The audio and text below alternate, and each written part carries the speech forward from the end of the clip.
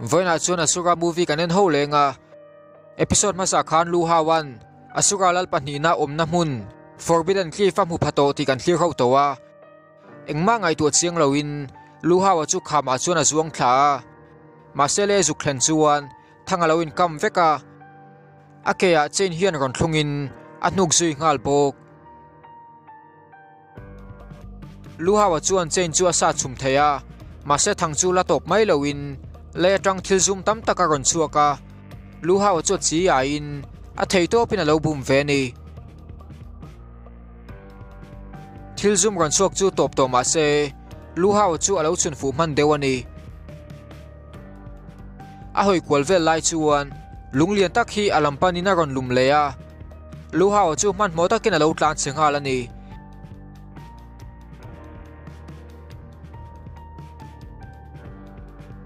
ma se tlan chen na lama khuar thuk taka hian atla le thuta và nei thak takin lu haw chuan ham tang le theihlawa khuar monga chuan thil sum tam tak alo om bok sin ronin thakin mi pathum hian lo ti tia lu hawa chungchang khalo sein an rinaya chak thu le ama chawa Forbidden Cliff apan mek thu ten lo seya a hoisen na chuan fakhle ni pakhat chuan thu thanga hriat thu le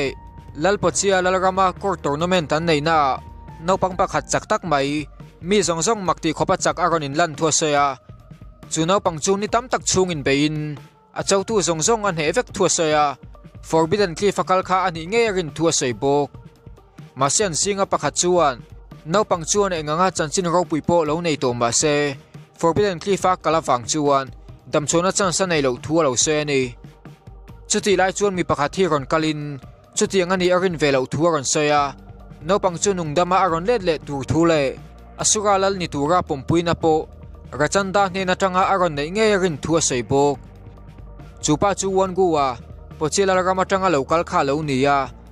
athoron sewang chuan an pathum chuan an lo lungoi lo nga hle ni ma se wan go chuan beng dain boina siam tura local ani lo thua seya lala rachanda thrian ani thua sei bok an thu lo sei chu ram changa lo lain rangkachak iparon phorchuaka chungmi ta chuan lu hawa chu an ngai nep don tia khriata wangin alo kirlo tura insoi puya somani chung ho chuan phur takin an lo insoi puya naupang chu chakhle ma se an lallaka chuan engma ani an ring chuang lo ani wan go chu zatakin ron nuya lu hawa chu sakei ron piang tharani thu sein asura te wana hroilet le tu turani thua seibo lu hawa kharon lang velein achem mangin aloin hamtang kham khama achem pani chuan muang changa in kar chowin anu dewa khuara tang chuan in kar chuak theita aron chuarol chuan sinewi khan lompuina lo hlana lu hawa chuan muang changa fapan nain tungeni afazotani sinewi chuan lal rachanda nu puyani thualo soya lu hawa chu aminga lo ko thein nakina lal turani thua khilbok amalam huna soilok the wangin lu hawa chuan makati hleya mase sinewi chuan malam huna thil thleng tur chu engma chian lo thule pathian te point an mu theilo thua lo soya mase nature puina mangin thil than khat chu a hriat thei thua seibok lu hawa chuan rachanda omna chu zota sinewi chuan rachanda chu lal ni mase mizak zum takani thua soya ate laya tang to in thian pakhat ma nei lo thua seibok alungai apiangin ama chu ron pan thin thua soya akut chu phar chuakin lu hawa chu thiana soma akuta chel rol chuan lu hawa chuan sinewi hun kal to amu theya underworld ta lo omin pian non le na le lo zo me kani chuti lai chuan rachanda kha lo kal veya hlim takain koin thina poina thren lo tur thu sinewi chu khilani chumi nu chuan thileng taka rachanda chuan akal puya chu thil chu portal ni in mithi khovel le mi hring te khovel thunzom tu ani mase eng chu om reidon lo wangin rachanda chuan man mo taka chuapu etuma sinewi chu akut ngetaka chel tur le hoilet mi lo turina khilani masian thlokan mek lai chuan note ram hoi hian an ron uma sinewi taksa chuan an ron in hamtang ani rachanda chuan aya chaka thlopuin sinewi chu hoilet mi lo turina khil le ni mase sinewi chu a hlau thone ma wang le achia ema wangin ram hoi no te ho chu azuk en thla note pakhathian ron zuan ngalin amita ron hama lau thong takina au chuak ani ma seng thilpo thleng se rachanda chuan a kut chu thla tum lo hleya portal chu ron in khar tanin rachanda chu chuak man hrama ma se mei chemangai siniwi chu atak sa chan ve ala tang thung chu thil chuan rachanda chu thong hleya engtikama siniwi chu ron chuak pa ngai thei to don lo ani luhawan siniwi chu athi to ti le khovela hun mang le turin rachanda na khroile le tia khriat chuan makati hleya siniwi chu ron nuin lala rachanda chuan a mangai zia thu le nikhat lekpo ama mulawa aom theilo thu soya tumai nan khoi ve phal lo thu le an biak ve ringot po a phal lo thu soi bok chuti lai chuan rachanda chu hnunga lo om rang towa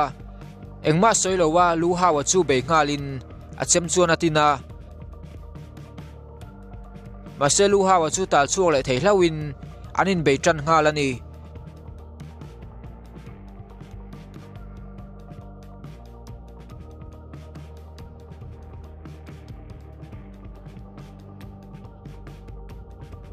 an pani chuan theitop chuin anin beya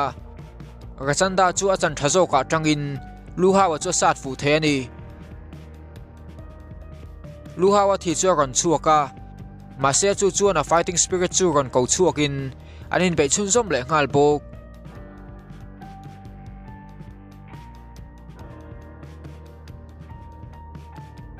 rachanda chuan voi tam tak anek fu theya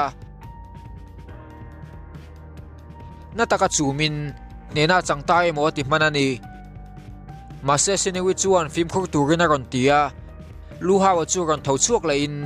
rachanda chuan enganga tampo ron tho chuak se an top dan tur chu angai reng ani thua soya mase luhawa chu alo chak pelle toin a hliamanat po le a chak tel tel ani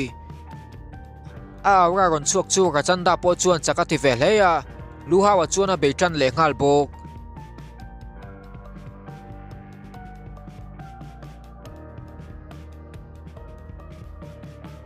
rachanda chuan hliam ve tana a betil armor then khata chebok mase kutchu drillion taka aron siam veleya luhawa chu norletin avit kanga athi done mo ati man toni mase luhawa chu aron tong leya rachanda chu na be chun som le ngal bok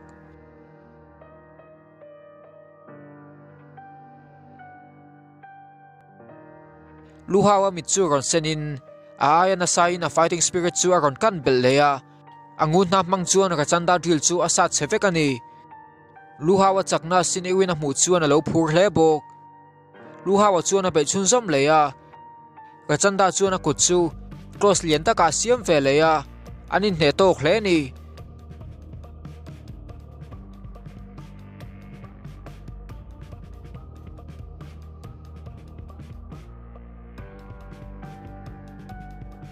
luhawan vasale tumlai chuan rachanda hnunga tang chuan thilsum taka ron chuak thuta luhawa chu vitzui ngal bok an hliam na to hleya achem chuan an nem khal kham kham ani rachanda chuan ron pan hnain kha asura lal chakna dik tak chu ani thua ron soya bele ngalin luhawa chu hlataka tol leta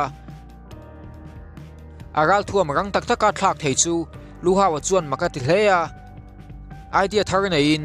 rachanda chu a hla tanga be tuma inom chila ba ka chaklo tura angai ani aslas mang chuan a beile tana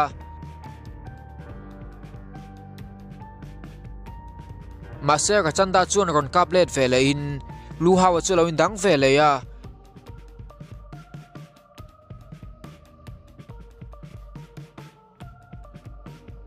rachanda chuan a kutchu fensot antia chuan alo ti changle towa rala tanga in be apo rachanda chu lo thale ni luhawa chu akap tu zui ngala akut engral thuama po siam thei chu rachanda chakna le danglam big na ni luhawa chuan thil khu mangin rachanda kho mu chu ti buai tum le ya rang takina va be zui ngal bok mase rachanda chuan aral thuam chu khởi liên ta cả lâu xiêm về lấy à lu hawa chu lo chet khal man tho ani Rachanda chu na la ka chuan lu hawa chuan changna chan sa nei lo thu a khila lu hawa chu chol de tin a bezel dan tu rangai tu ani Rachanda chuan iron wang taka hip the wangin aral thuam chu thlau zung thei thu siniwi chuan a lo soya Rachanda chuan eng kim khama se lu hawa chuan a hne thei don chuan lo thu a lo soi ve bok Rachanda chu in bei turin in ring le ngala lu hawa fighting spirit po chu ron kang thalein engma ngai tu tam lowa atop thlenga be mi tum ta ni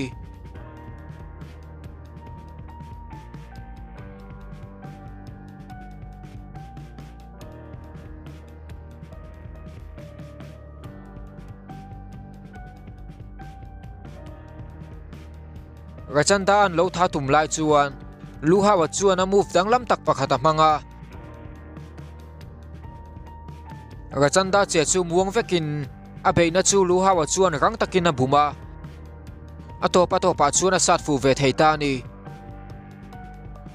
mase Rachanda ral thuam chuan lu hawa chu la zui thowa Rachanda chu ning tin nge khatianga rang khana che the zota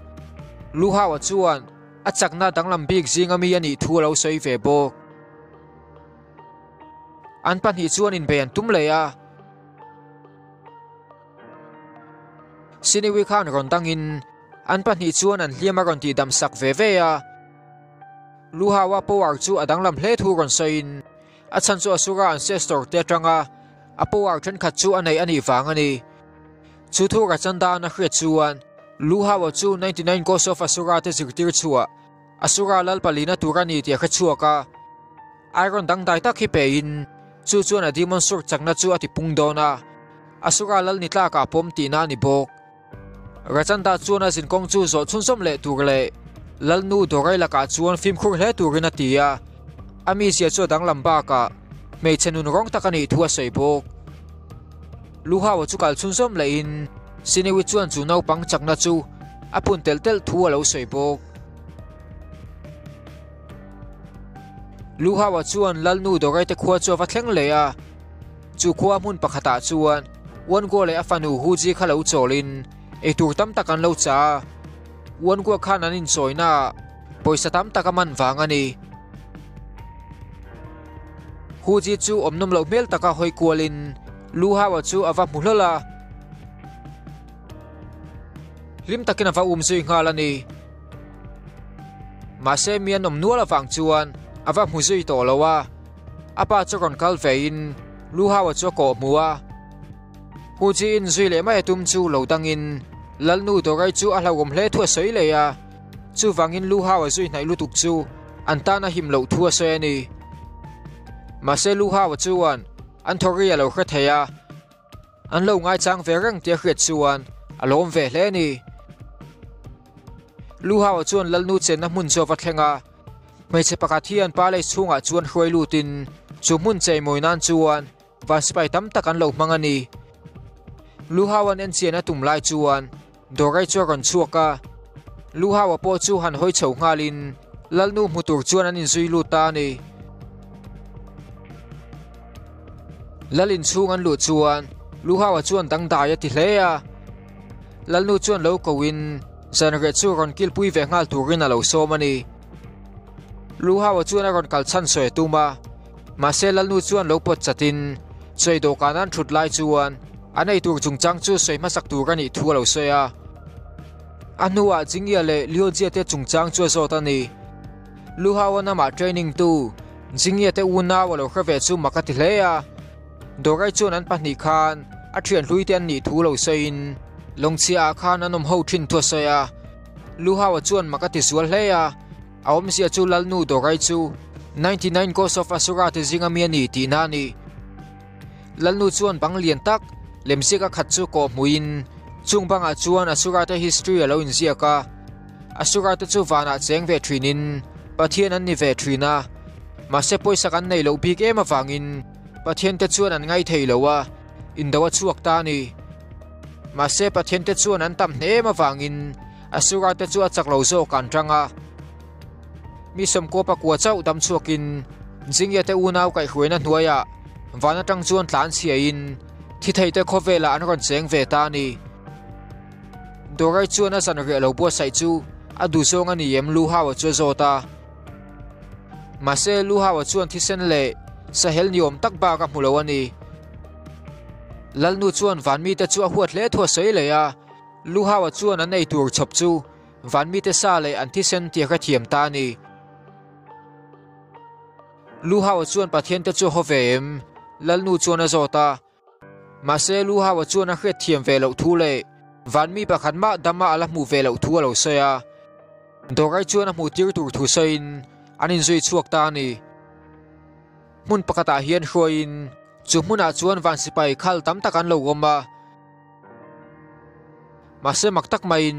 chung sipai te chu an lo la dam reng ani lalnu chuan sipai then khat chu a chua zalena